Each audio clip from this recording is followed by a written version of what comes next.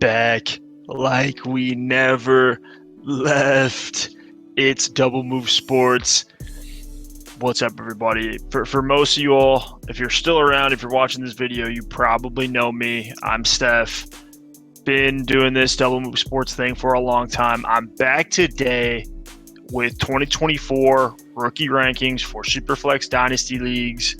This is coming from spending time in the lab, on the analytics side, on the film side, workshopping takes with the Discord channel, with all the boys in the community.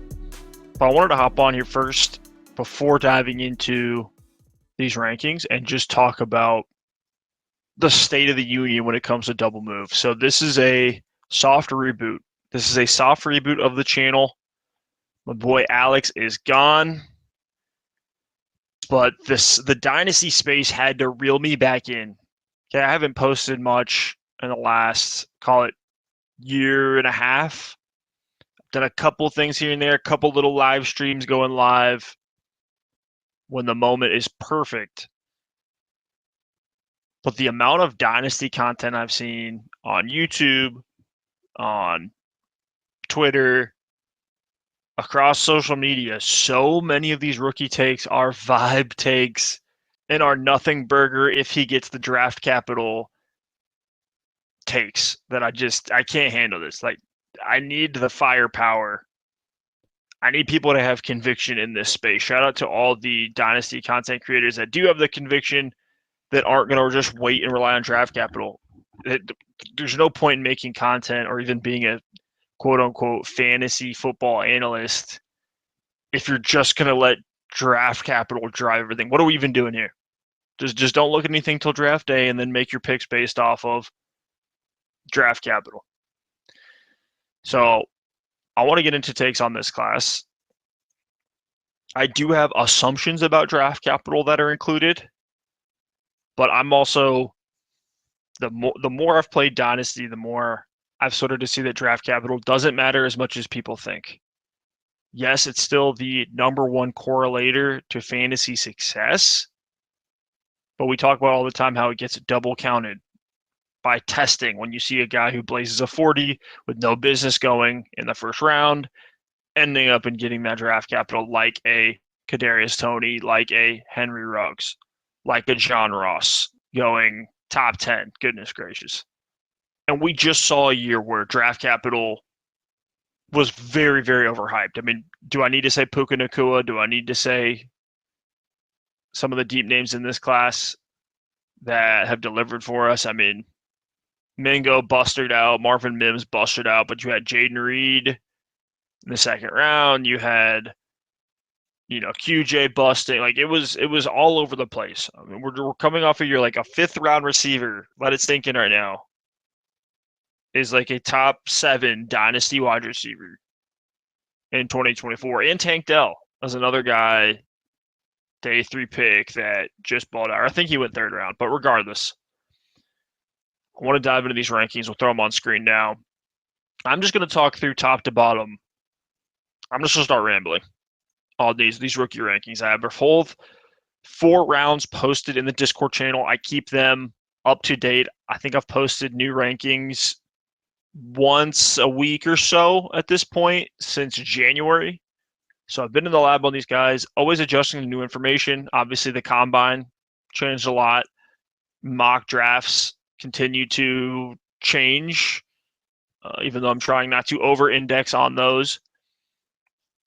And where I'm at now in my process is getting into the film. I'd say right now I'm 70%, maybe 80%, let's just say 80% analytics, numbers, box scores, game logs, like looking through and researching the performance of these prospects against the best competition, putting things in context around some of their target shares and yards per route runs and all the high-level metrics that everyone will look at, right? The box scores, the yardage totals, things like that. So taking it a step deeper on the number side, and then now I've gotten to the film stage, and so I can drop some of those takes in here as well. But we all know Caleb is the 101.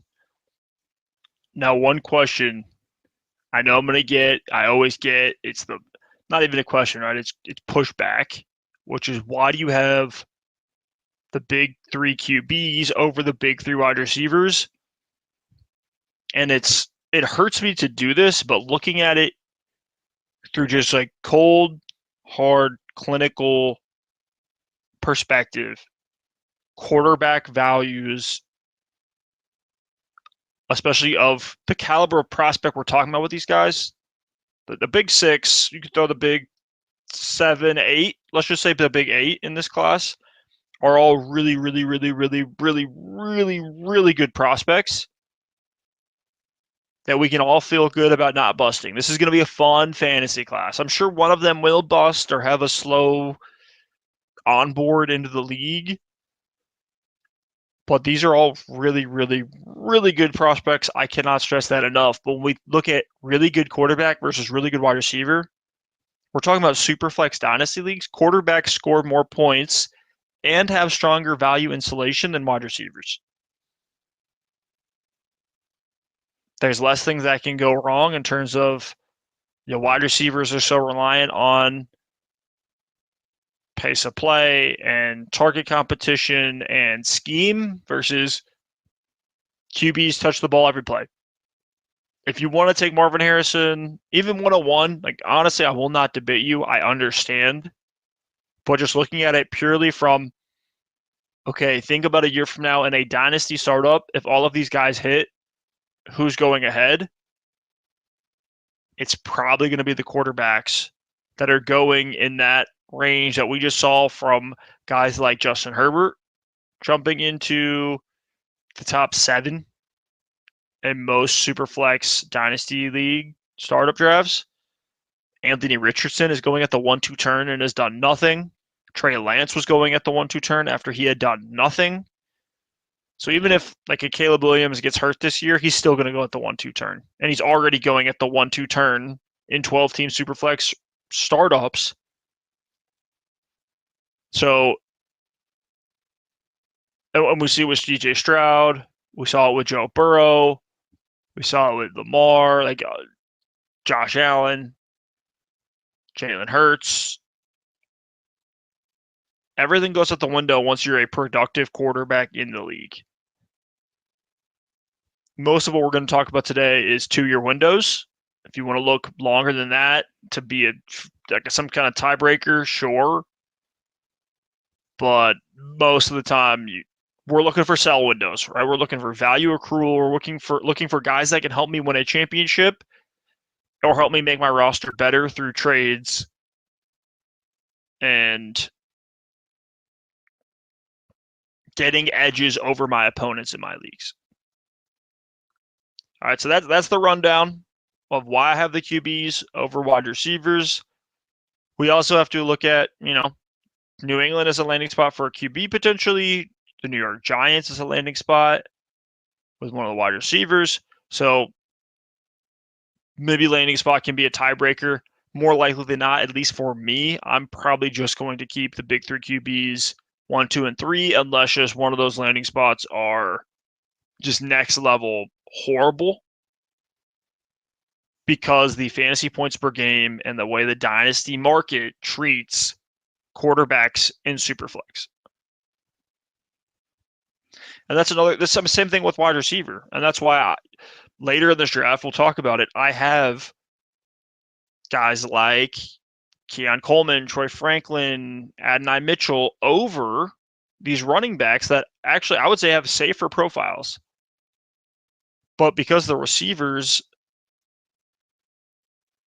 have such a market in Dynasty, as of right now, when I don't know landing spots, I don't know if these guys are going to get draft capital, specifically for running backs, that really, really matters.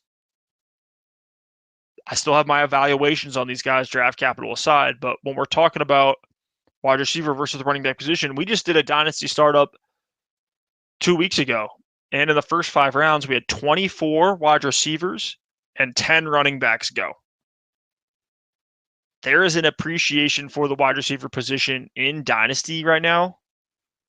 Unlike maybe any that I've seen, so I've been playing seriously since 2016 in fantasy football. So that's the rundown positionally. I'm happy to dive into it more if you hit the Discord or even in the comments But Discord's probably the best way that I'm going to see it. Plus, you'll have more folks that can give their feedback as well. And you guys can all put clown emojis under my post if you don't agree. How about that? I thought about just skipping Caleb here and just getting into other players before I hit record. But I think I haven't talked about Caleb much, so I want to do that on at least. I want to at least have it on wax. And so his player archetype to me is that young Brett Favre or prime Deshaun Watson. He's the closest thing to Patrick Mahomes that we have seen. Not only did he have the gaudy numbers, right? The 4,500 yards as a sophomore, the 3,600 yards as a junior. He has magical, otherworldly, elite awareness of what's going on in the football field, of where his receivers are, of where the pass rush is coming from. Like, the game just runs in slow motion for Caleb Williams. He's a guy that, yeah, his numbers are great, and then once you turn on the tape, you're like, mind is blown, because you could take the big plays of any other QBs, I mean, that we've seen in the last couple classes, probably since like Trevor, Burrow, maybe you could throw Anthony Richardson, but like dudes that when you look at their peak, it's otherworldly. It's unfathomable. It's like, this guy is going to break fantasy football. He's going to break football. You know, fantasy wise, you just need him to be efficient. And Caleb then gives you the safety, which is what you want at the start of your super flex rookie drafts. You want that safety where, hey, I've been rebuilding. I just tanked for the 101. You really, like, having that pick be a bust is going to set you back even farther, and you have to rebuild again. So just take the safe option. Take the guy that has the name cachet, the 101 chalk. Like, he's going to get an opportunity. Even if he stinks, he'll still have the Baker Mayfield floor, if you see where I'm going with that. But Caleb 101, he's just insane.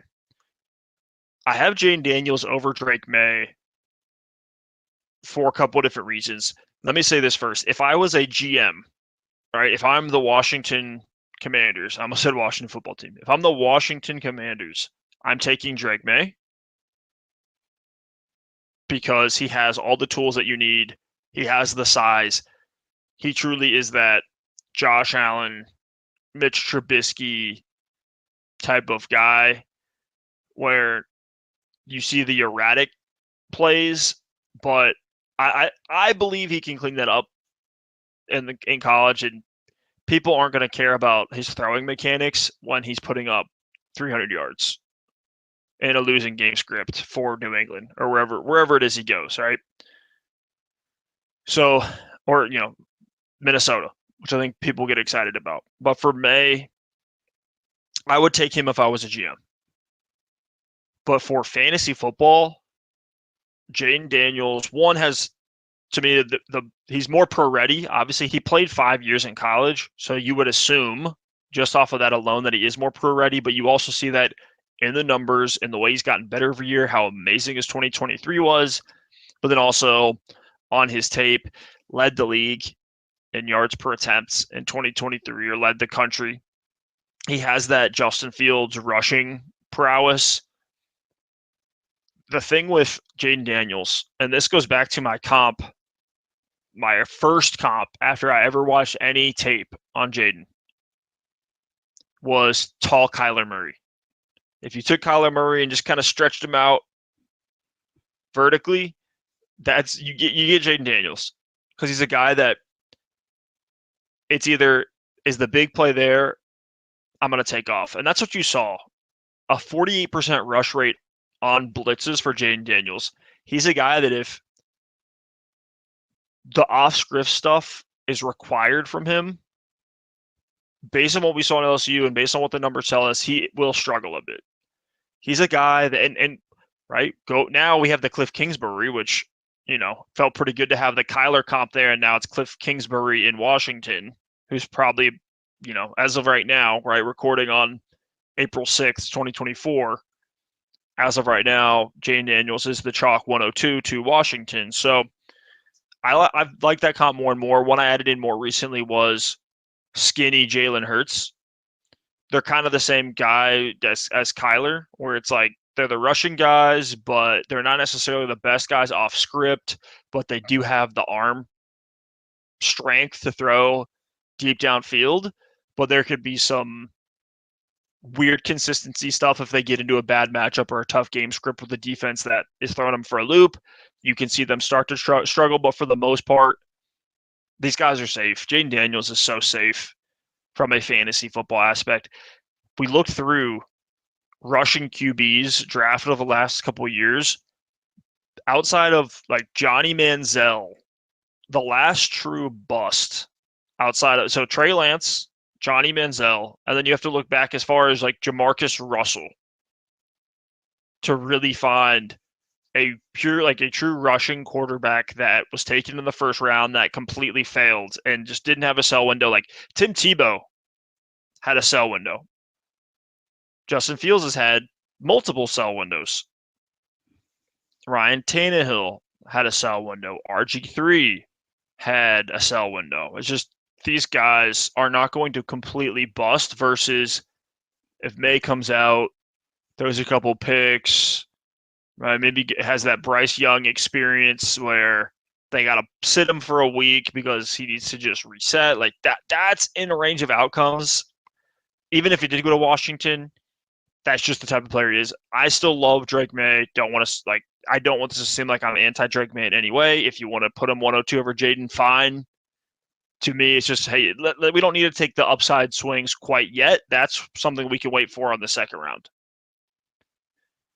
Then you have the big three receivers. There's been so much talk of these guys.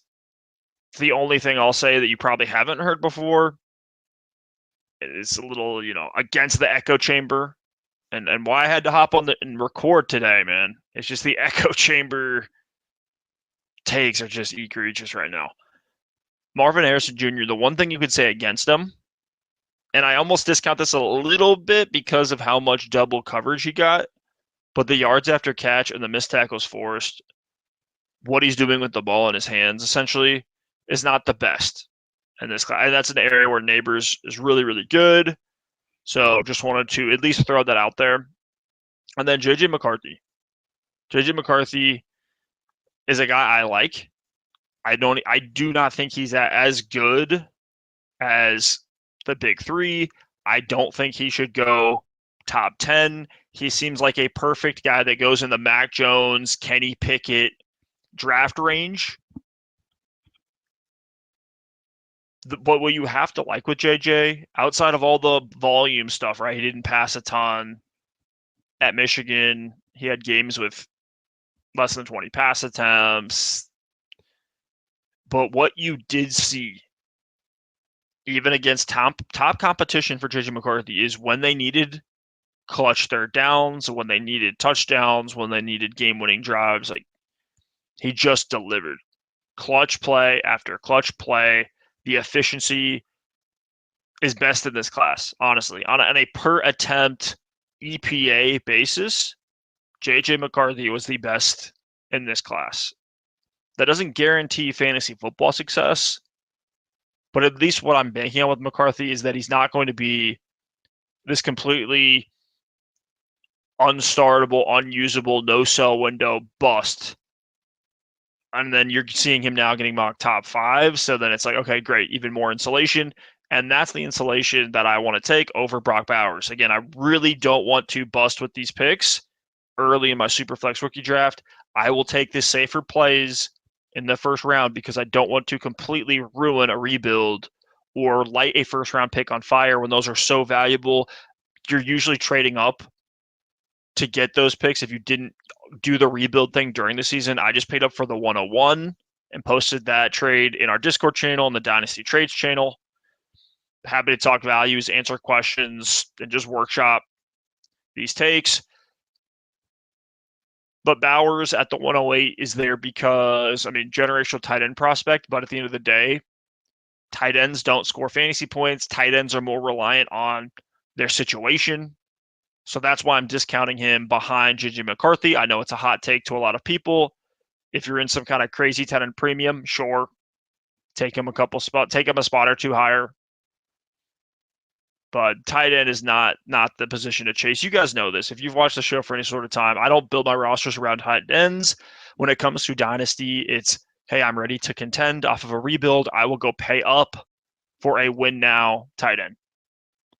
I'll start Evan Ingram this year until week 8, and then I'll trade for David Njoku when it gets hot with Joe Flacco late in the year and try to push for a fantasy championship. That's the approach for me.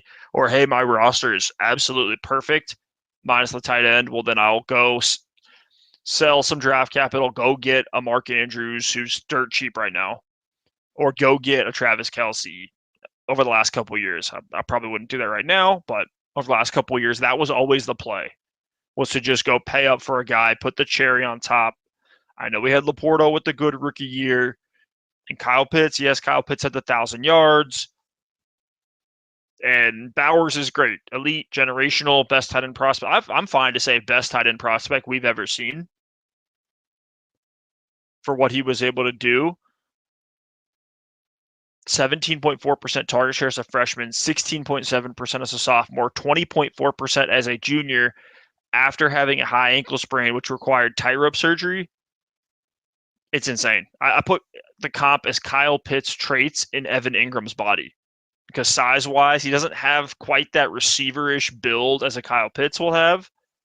He definitely has the more Ingram body type, but his yak ability, his separation ability, his blocking is all better than Ingram, honestly. Just really, really good. After Bowers, I think, is where the draft starts. Maybe you could count it one pick later, because Brian Thomas does seem to be the chalk right now. And the thing with Brian Thomas is the range of outcomes. You start to dip into guys that were good number twos. We have not seen enough right now from Brian Thomas of his ability to get open in the short and intermediate levels of the field. That's where he struggled. Now, they had Malik Nabers in that offense at LSU playing next to Brian Thomas, so they didn't ask Brian Thomas to play that role too much. So that's where it's one of those things, did we just not see it, or can he not do it? That's where you get to with Brian Thomas. My comps for him are Devontae Parker and Michael Crabtree, which are like solid outside receivers. You don't think of them as like a Stephon Diggs or like Antonio Brown, Devontae Adams, like route runner type, but they're outside guys that can make big plays. You get them against a team with a soft alpha corner, and Brian Thomas is going to torch them. And that's what he did for an entire year at LSU, next to elite competition against SEC defenders. Tested insane. Not that you should really chase testing with receivers. It's always a mistake. But the thing for me with Brian Thomas is he's not a guy I'm going to sell the second things start to go south. To me, he's a guy you draft him and let him bake. And then you see if his second year in the league, he pops off. So if people start to get down on him, be willing to go and buy Brian Thomas. It's not like, I mean, he would have to perform Quentin Johnston levels of bad for me to pivot from that, because he looks like a guy with a monster ceiling in the league.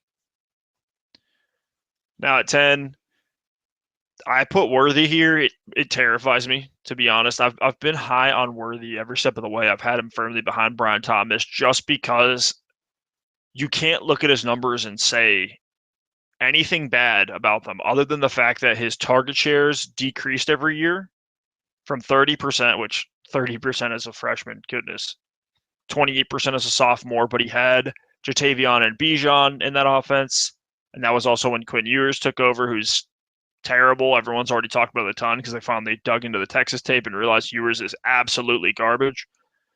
And then you had Adonai Mitchell, who came in with a lot of hype as a true junior as well, with an 18% target share, lowered Worthy from that 30% to 28% to 26.5% as a junior, but that's still phenomenal. And then you add in the fact that Worthy led the country in punt return yards as a junior.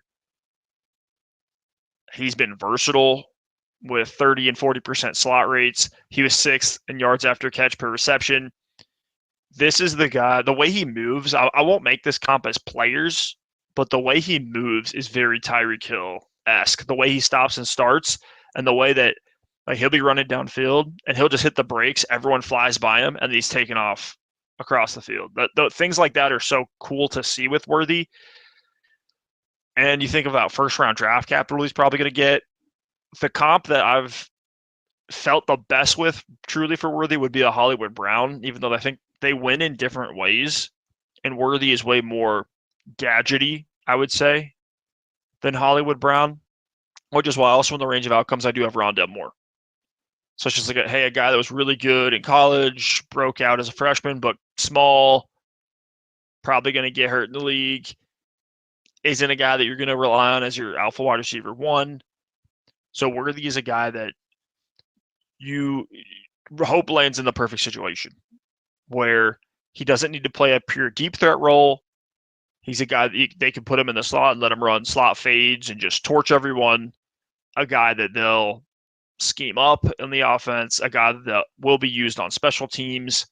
That's where, and then you hope he can develop from there into that like Tyreek Hill type of guy. But when we talk about the size, it doesn't scare me a ton. The size is relatively comparable to Devonta Smith if you want to go there. I think he looks more like a Hollywood Brown. I mean, he's tiny. Worthy is tiny. But in some ways, I don't know. He's so fast that it's like maybe the fact that he's smaller, it's harder to get a hand on him.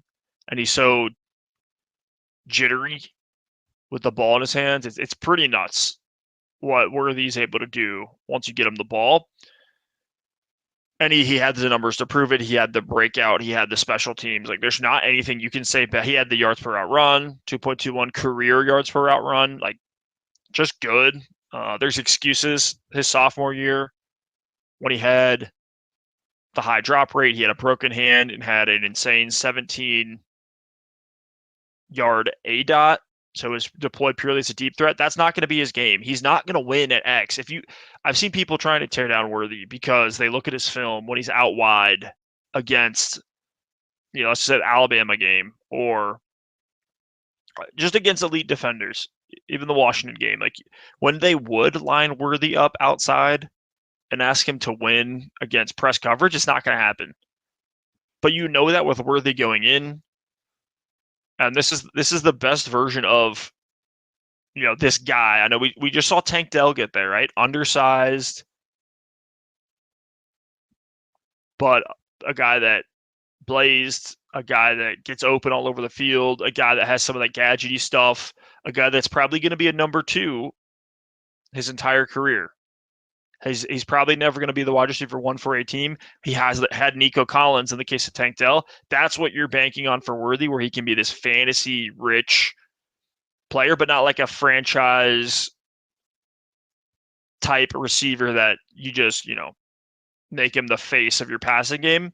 He's a weapon in the passing game. So you hope he goes somewhere where someone's going to use him the right way.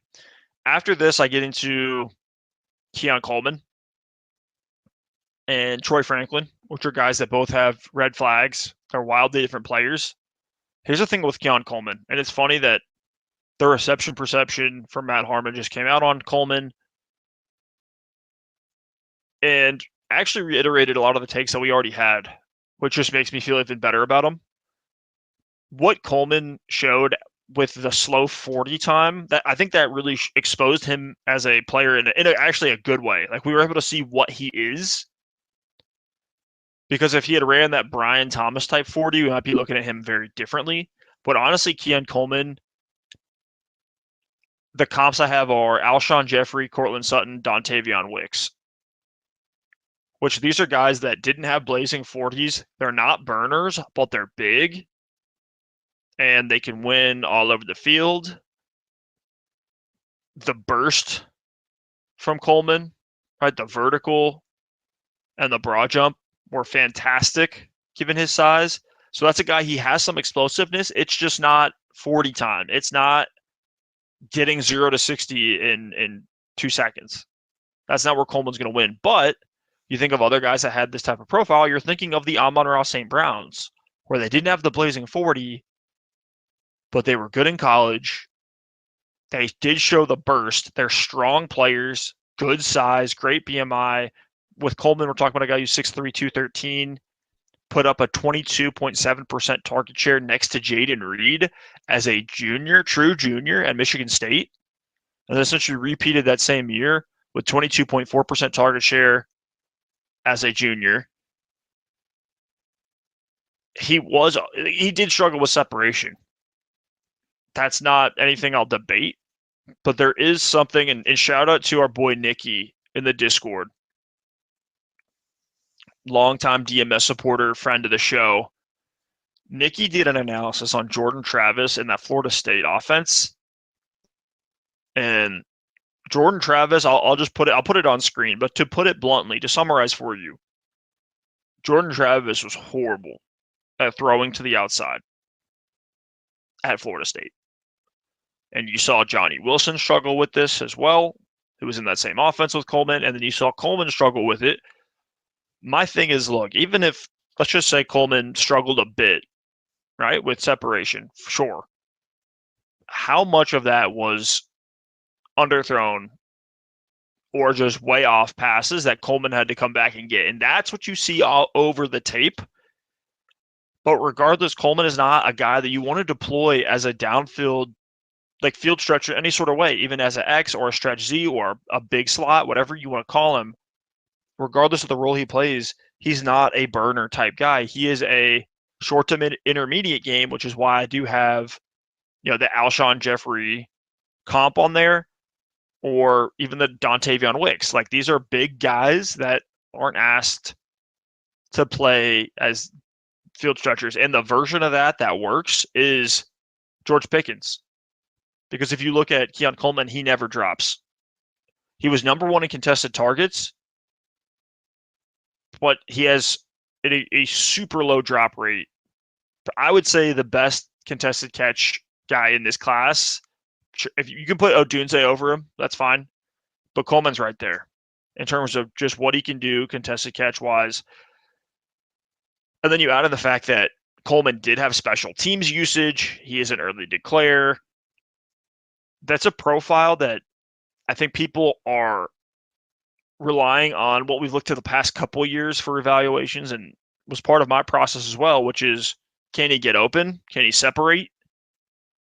But when you think about guys like George Pickens, Mike Evans, T. Higgins, these guys aren't elite separators, right? They're these boom bust, big body receivers. And that's exactly what Coleman profiles to be in the league. He does have N'Keal Harry comps in his range of outcomes, which are terrifying. But he doesn't have the QJ comp because he can actually catch the ball. And this is a guy that's been successful young. Like, he has the early breakout age. He's done it at 2 programs. I think Coleman's done enough. He's done certainly more than QJ as a prospect. So I feel good. Coleman could be that kind of Nico Collins type guy. Another Texans comp. We're making all those Texans comps with Worthy and Coleman today. But Coleman, it looks like I'm just going to be a guy that I'm above consensus on. And I didn't think it would be like that when I started diving into this class aggressively back in January. Because we saw Coleman start in this range, and then everyone started to see some of the separation stuff, the slow 40, and now he's like mid to late second round, which to me is just insane. So I'm back in on Coleman. I think I've seen enough. I've workshopped this enough. The numbers bear it out. The tape bears it out. Keon Coleman is, like, the ceiling is Michael Thomas. So I'm into that. Troy Franklin is kind of the opposite guy. His high-end comps are honestly pretty scary, and that's why I do have him behind Worthy and Coleman. I know some people want to have him up. We'll get into Adonai here in a minute, but Troy Franklin is a guy that profiles like a Jameson Williams, like a Robbie Anderson, and the Robbie Anderson one gets brought up all the time. Will Fuller is another one. So, high ceiling names, boom bust names. I've had the DJ Chark comp on him, which I see a lot now on the timeline, which is great. But for Troy Franklin, him being an early declare, 20.6% target share as a sophomore, 26% as a junior, and all the efficiency metrics, whether you want to look at yards per route run, wins against man, yards after the catch, like Franklin checks all of those boxes. I do have some concerns about the offense that he was in, getting very schemed up. I do have concerns about the Pac-12, but the ceiling for Franklin is there. If he could be, what we wanted DJ Chark to be, right? If he could be more of that, we'll call it AJ Green type of guy. I'm not saying they're comp to each other, but that's the archetype of player that you're looking at for a Troy Franklin, a go up and get it, high point, field stretcher X type of guy. And even DJ Chark had a sell window. He has a wide receiver 17 season in Jacksonville. So for a guy that's getting mocked, and I have him projected to go second round, I can talk myself into Franklin.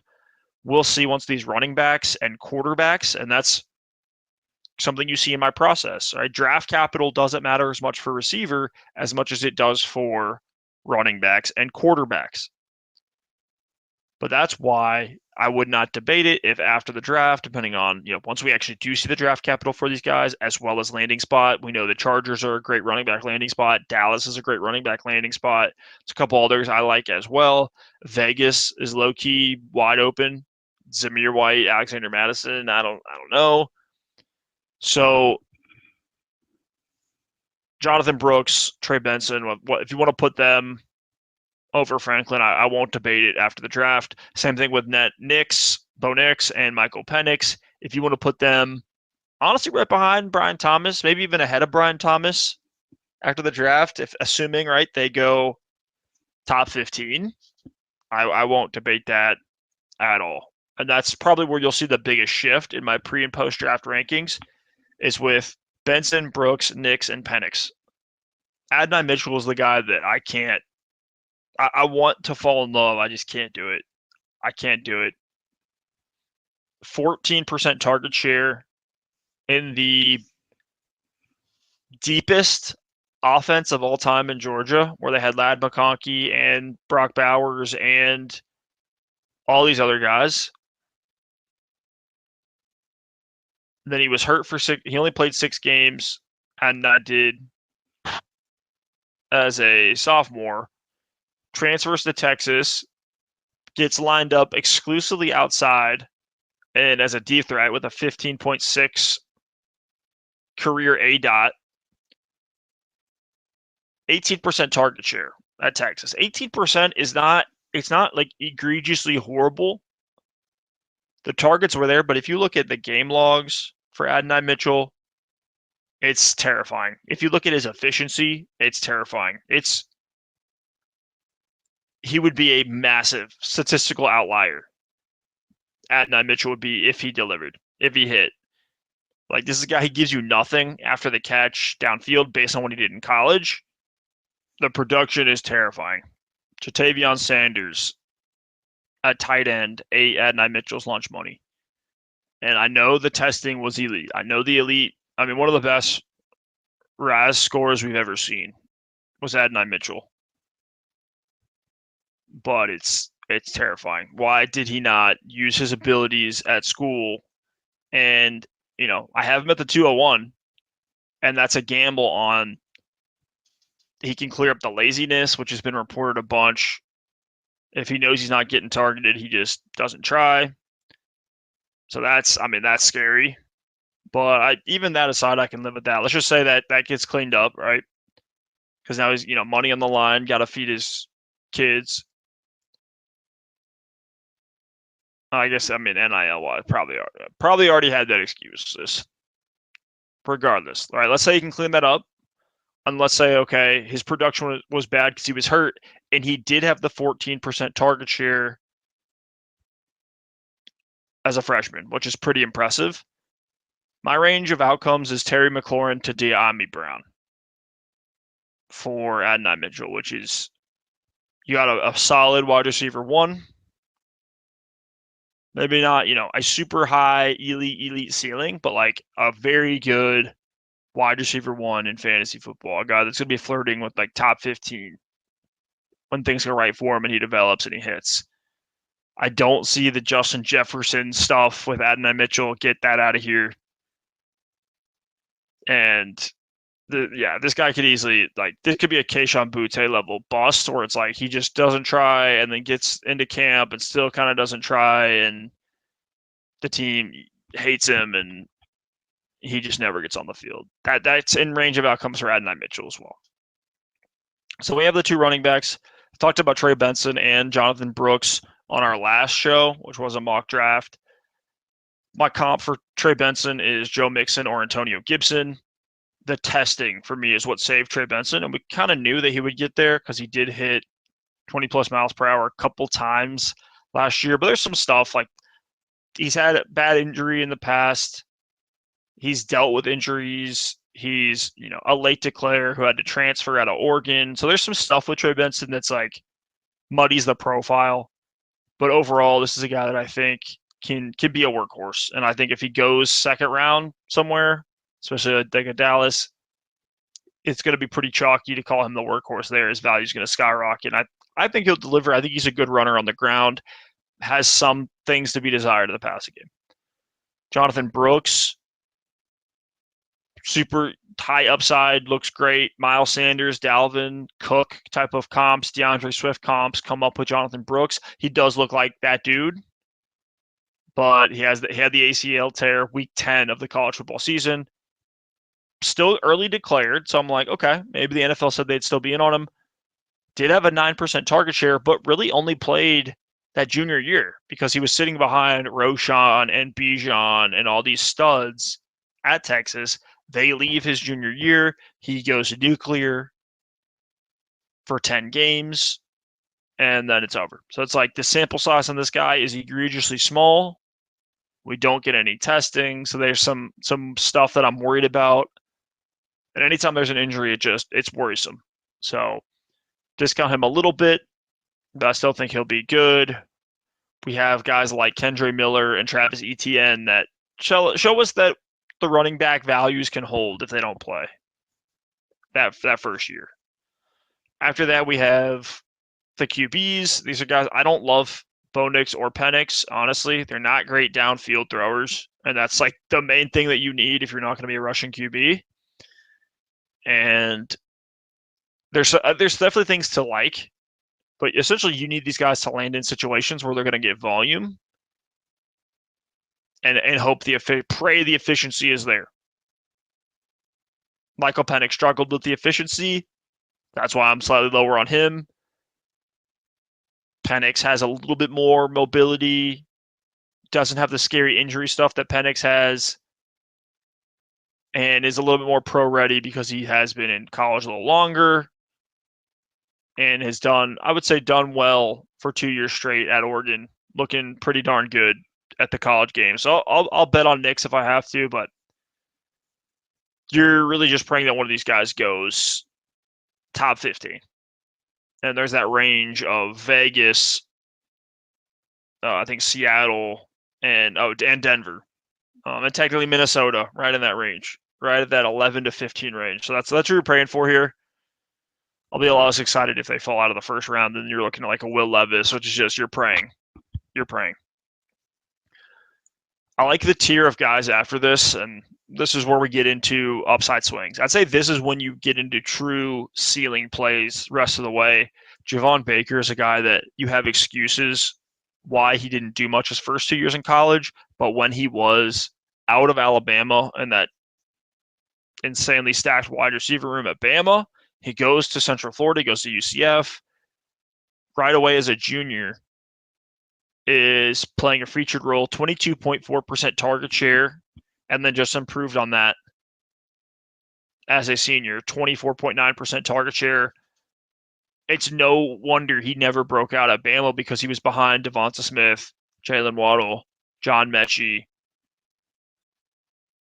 But this is a guy I want because you can build the narrative very easily about why he didn't succeed at Bama. We saw the same thing happen, actually. It's kind of funny. It was at Bama, but like with Jameson Williams, right? Didn't do anything for 2 years. Blows up, gets the first-round draft capital after his junior year.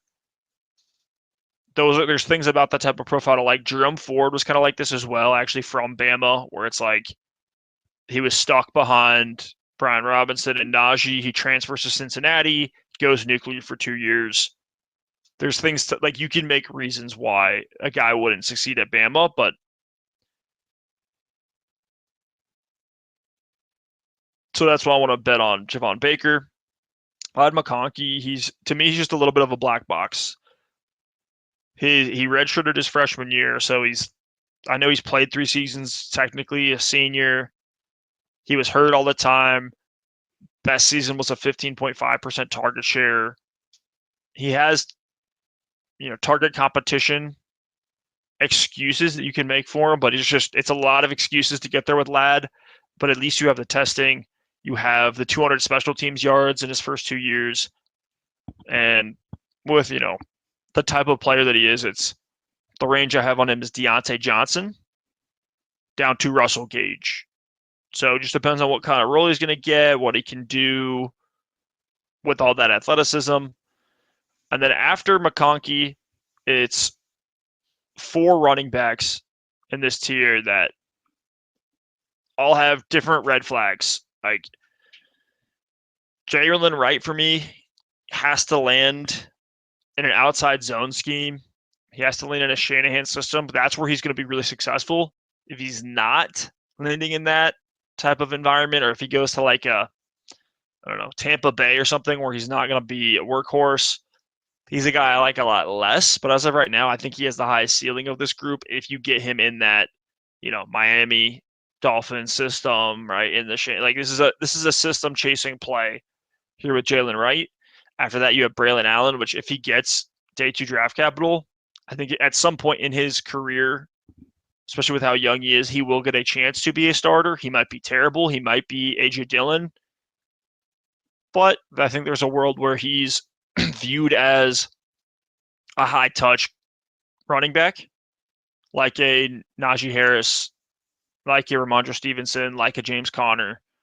What scares me to hell with Braylon Allen is just the top-end speed, right? He didn't run the 40, which was like just affirming what we were already afraid of based on the film. So that's the worry. But at 6'1", 235, Braylon Allen does have a really good size that you'd like to see. True workhorse size, where if he does go day 2, I would imagine a team has talked themselves into treating Braylon Allen like a workhorse back. Just don't expect these big monster, breakaway runs. And that's why you have the Najee, the James Conner type of comps there. But 29 receptions as a junior, 7.2% target share, very, very solid. Very, very solid. And he kind of has that unicorn, like late career Leonard Fournette type of usage path that I can see for Braylon Allen. Marshawn Lloyd, fun prospect, does have some scary stuff with transferring, kind of a later breakout, didn't do a ton as a receiver, but a nice breakaway runner. His range of comps for me is Ryan Matthews to Damian Williams. Probably going to go day 3. Blake Corum, I'm just not excited about. My comp for him is Ronald Jones. Just did not see enough as a receiver. He is really good from a BMI standpoint, but he is undersized. So it's like an undersized grinder. It's like the best version of that we've gotten is Kenneth Walker. And Walker did so much more in school than Blake Corum did. Blake Corum never beat Donovan Edwards out clean. The 4.5 40 is good, not great. So there's some things, I don't know. The late declare has me weirded out on him. So Corum's at the bottom of this list for me. Devontae Walker and Jermaine Burton are vastly different guys, but they're the same archetype. Their journeys have just been different. Jermaine Burton is a downfield playmaker, rarely drops. Devontae Walker was a small school guy that was insanely dominant from day 1 in the MAC conference. So that's where, you get kind of worried. And then as a 5th year, essentially, because he had a late start to school because of COVID. So Devontae Walker is a very old prospect at the wide receiver position, and while he was great everywhere, I mean, even 23.2% target share as a fifth year at UNC, he only has 8 games against Power 5 competition. So that's where you get a little bit worried. But I like Devontae Walker more than most. I do think he showed enough at Kent State of what he could do if he wasn't relied on to play this deep threat role, which UNC pretty much, I think, had to rely on with him because of the late start, because some of the NCAA violations. It was like Devontae Walker came into the season late. They just had to throw him out there, and he's really fast. So they're like, hey, we have Drake May, just run. So that's the narrative you're buying into there with Devontae Walker. Last few guys here, Malik Washington. If we're going to talk about fifth-year receivers, that's the one that I want to bet on, because that's what we're looking at with Pearsall, with Leggett, and with Malik Washington. Other guys in this class too, but Malik Washington's the one that just had the biggest and best ceiling year. Like, I know everyone wants to get excited about Xavier Leggett. Only 23% target share as a fifth year, and did nothing for 4 years before that, versus Malik Washington as a junior, 16.8% target share at Northwestern, then a 24.2% target share as a senior at Northwestern, then transfers to Virginia and leads the country in yards after catch and missed tackles forced, and posts a 35% target share. Dude, that's unfathomable. That's video game numbers. 35% target share in the ACC. Elite 3.15 yards per route run. Malik Washington is that dude if you're going to bet on somebody. And he looks like that Antonio Brown type of build. 5'9", 191. He's not going to beat you with size, but he beats you everywhere else and can be used all over the field. Insanely good with the ball in his hand. Just explosive. Big fan of Malik Washington once we get into the late second round. Ricky Pearsall is there because of what he did as a junior. Really good junior year from Ricky Pearsall at Arizona State, playing with Jaden Daniels. 21.4% target share in an offense with Rashad White, who was a really good receiving back in his college days. So Ricky Pearsall has the good junior year, but then 16.1% senior year, 22.6% fifth year. It was kind of just like he hit his peak as a junior and then just kind of stayed there for 2 years. And the fifth year guys, I mean, we have not, I mean, the sample size is very low because we're entering, right, the weird COVID stuff, and transfer portal stuff is still kind of in here. So for Pearsall and Washington and even Leggett, it's like the fifth year, it's terrifying because we don't have precedent for it, but I'm not going to call it as much of a death sentence as it probably should be on paper if you just run the numbers on it. And then Jalen Polk is just a guy I think is a toolsy, fun, could potentially play an X role if he develops. There were times where he was the X over Odunze at Washington. So there's things I think to like with Jalen Polk at 6'1", 203, probably going to go day 3, but a nice upside profile. I have Spencer Rattler projected to go day 3, but now I'm starting to see him mocked day 2, so I might need to move him up because quarterback and tight end and running back are the places where we look at draft capital a lot more than we do with receiver. But for Spencer Rattler, he's 23 years old already, did have 5 years in college. Each year, he kind of had an excuse or some kind of problem that he had to work through. So maybe you say, okay, he's faced all this adversity and played good. I'm not going to say great, not elite, but like good despite all these different situations at Oklahoma and South Carolina. And that he learned a lot in terms of his like off the field approach and mindset. He had some issues with that early in his college career, and it seems like those got fixed. So it's like he's toolsy, size is good, had some good years at school, has been on some radars for people for a long time. You could talk yourself into Rattler, and he's definitely a guy I want to take in the third round. Absolutely. I'll hit on a couple more here, but we are getting to the upside range where it's very toolsy, fun wide receivers, or it's running backs with any sort of receiving profile, which is why you have the Will Shipley, Bucky Irving, Dylan Laub tier at the end of the third round for me.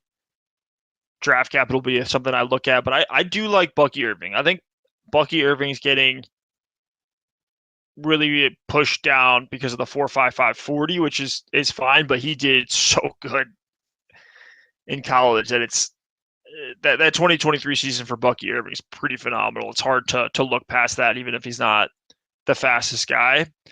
Audric Estime for me is one that I've got a lot of questions about. Same with Ben Sinnott.